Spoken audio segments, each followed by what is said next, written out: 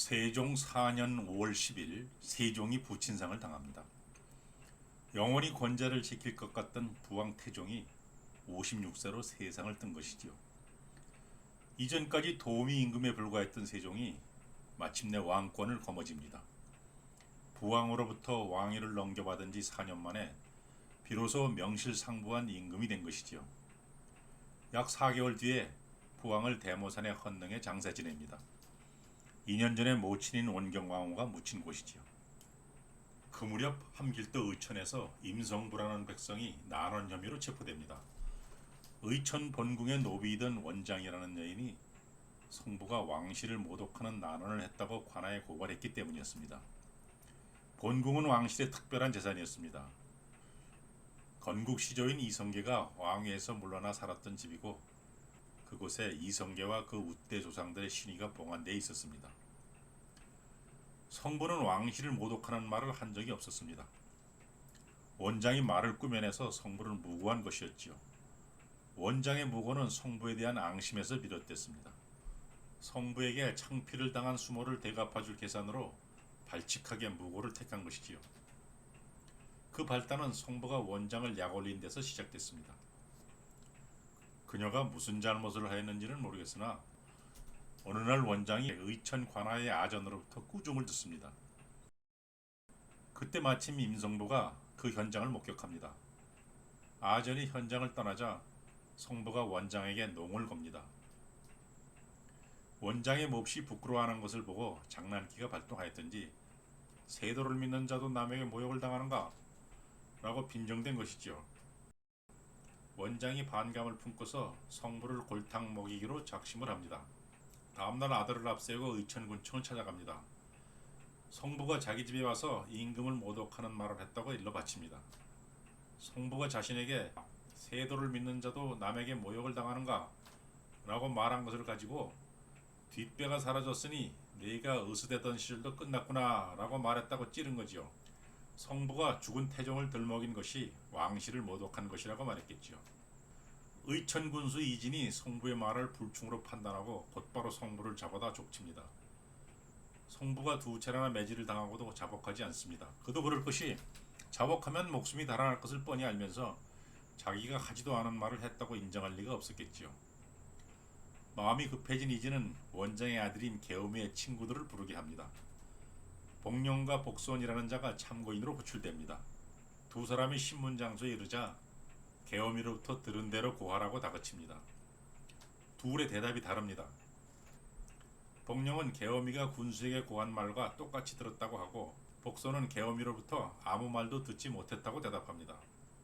피의자는 혐의를 극구 부인하고 참고인들은 대답이 달랐다는 것은 고발이 석연치 않았음을 시사하는 것입니다.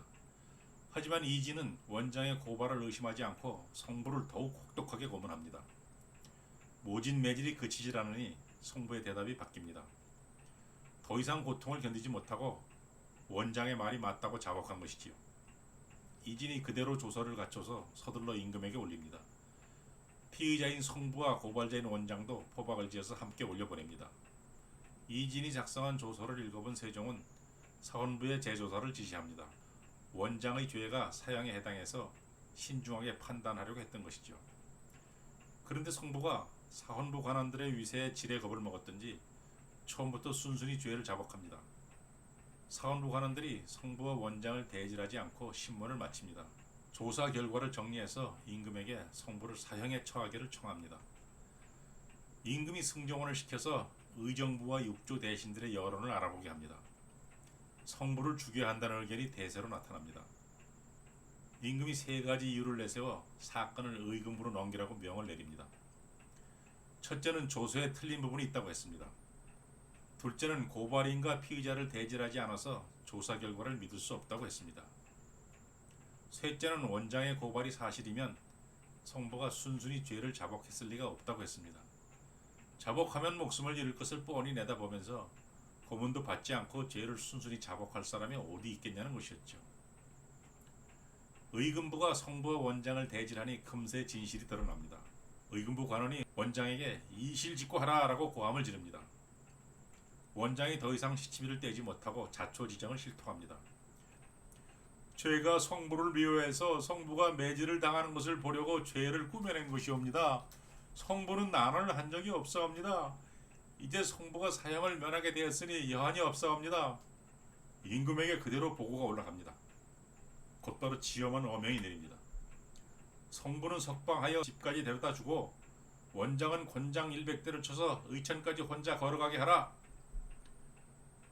대궐의 담장 너머로 소문이 널리 퍼집니다. 듣는 사람마다 임금의 명석한 판결에 경탄을 금치 못합니다. 그것이 전부가 아닙니다. 백성들의 속을 한 차례 더 후련하게 해준 제2막이 있었습니다. 어리석게도 원장의 무고에 속아서 성부를 낭떠러지로 몰고 간 사헌부의 철퇴를 가한 것이지요. 사헌부 수장인 대사헌 성엄, 장령 신정리, 지평 신계삼과 송저, 그리고 내섬시 판사 박안신 등을 의금부에 가두게 합니다. 또 강원도 경차관으로 나가 있던 권맹손과 의천군수 이진을 서울로 압송하게 합니다. 박안신과 권맹손이 잡혀온 것은 사헌부가 성부의 혐의를 조사할 때 각각 사헌부의 지부의와 장령으로 있었기 때문이었습니다. 그때 허수아비 노릇을 했다는 거였지요. 의금부의 국문이 시작됩니다. 사헌부 관원들의 안일과 방심이 단번에 드러납니다. 대사헌 성엄을 포함하여 잘못을 뉘우치는 사람이 아무도 없습니다. 고의로 성부에게 죄를 씌운 것이 아니고 성부가 고문을 시작하기도 전에 스스로 죄를 자복해서 조사를 끝낸 것이라고 애써 변명을 늘어놓습니다. 임금이 어이가 없었든지 사헌부 관원들의 투미한 정신 상태를 따끔하게 질타합니다. 600년 전에 있었던 상황인데도 바로 오늘 아침 신문을 읽은 것 같은 착각이 들 정도로 그 내용이 친숙하게 다가옵니다. 실감을 느껴보려면 실록을 직접 보는 것이 좋을 것 같습니다. 세종 4년 10월 24일 첫 번째 기사, 의금부에서 성엄 등을 국문하다, 이렇게 제목이 달려 있는데요.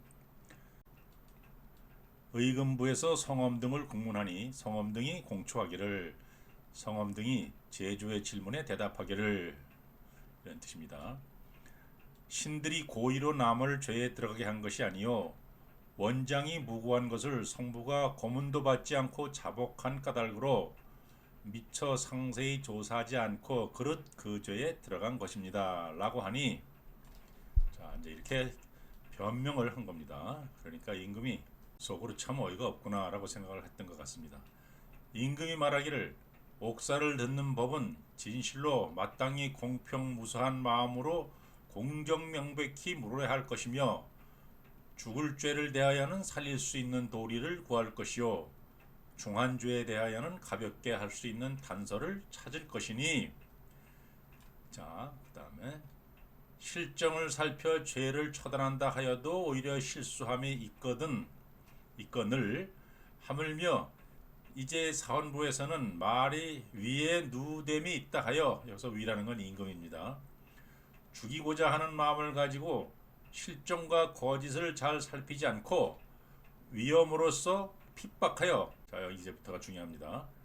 죄가 없는 사람으로 하여금 극형에 들어가게 하니, 아무런 죄가 없는 사람을 극형으로 몰고 가니, 만약 이를 믿고 내가 죄를 처단한다면 이 어찌 무고한 사람을 함부로 죽이는 것이 아니겠느냐.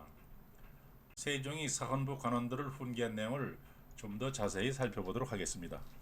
형사사건을 처리할 때는 선입견을 완전히 버리고 순수한 마음으로 물어야 하느니라 라는 대목은 오늘날의 형사사법에도 똑같이 적용돼야 할 지침일 것입니다. 그 다음에 이어지는 죽을 죄이면 살릴 방도를 구하고 중죄이면 형을 감해줄 구실을 찾으면서 죄를 처단해도 실수가 따를 때가 있다라는 대목 역시 세월의 변화와 상관없이 형사 절차에서 반드시 지켜져야 할 원칙일 것입니다. 임금을 모독했다는 이유로 반드시 죽이기로 작심하고 위험으로 핍박하여 애먼 사람을 극형으로 몰았다는 대목은 훌륭한 반면교사가 될 만하다고 봅니다. 사정기관 종사자들이 통치자에게 잘 보이려고 법을 무리하게 적용하는 병폐를 지적한 것이기 때문입니다. 훈계를 마친 임금은 송저, 신계삼, 신정리, 박안신, 권맹손 등 5명을 권장 70대에 처하여 죄값을 돈으로 갚게 합니다. 대사헌 성엄은 원정 공신이라는 이유로 관직만 거둡니다. 의천군수 이진은 권장 70대와 노역 1년 6개월에 처합니다. 나흘 뒤에 사원부 간부 6명 중 5명을 동시에 바꿉니다. 한 명이 빠진 것은 공석이었기 때문이었습니다. 정리하자면 세종 4년 10월 무렵 사원부 관원들이 시골 여정의 무고에 감쪽같이 속은 사례는 우리에게 많은 것을 알려줍니다. 그 중에서 600년 전 형사사법의 특징과 임금의 처방에 관한 것들을 모아보면 대략 6가지 정도로 압축됩니다. 첫째는 왕실과 관련된 사람이 범법자를 고발하면 사법기관 사람들이 무고일 가능성을 고려하지 않는 경향이 있었다는 것입니다. 둘째는 임금을 모독한 혐의로 일단 고발되면 사실이 아니어도 혐의를 벗기가 매우 어려웠다는 것입니다. 셋째는 세종은 첫 번째와 두 번째 문제를 심각하게 인식하고 임금을 모독한 혐의로 고발된 사건은 철저하게 검증을 했다는 것입니다. 넷째는 세종은 중앙이나 지방의 관원들이 올린 신문조서에 미심쩍은 부분이 있으면 반드시 의금부를 시켜서 명백히 밝히게 하였다는 것입니다. 다섯째는 세종은 사정기관이던 사원부를 추상같이 다뤘다는 것입니다. 기강회의를 꾸짖는 데 그치지 않고 간부진 전원을 한꺼번에 교체하는 강경 처방을 쓴 것이죠. 여섯째는 본궁의 여종 원장이 임성부를 무고한 사건은 세종이 백성들의 신뢰를 얻어가는 디딤돌이 되었다는 것입니다. 오늘 강의는 이것으로 마치겠습니다. 감사합니다.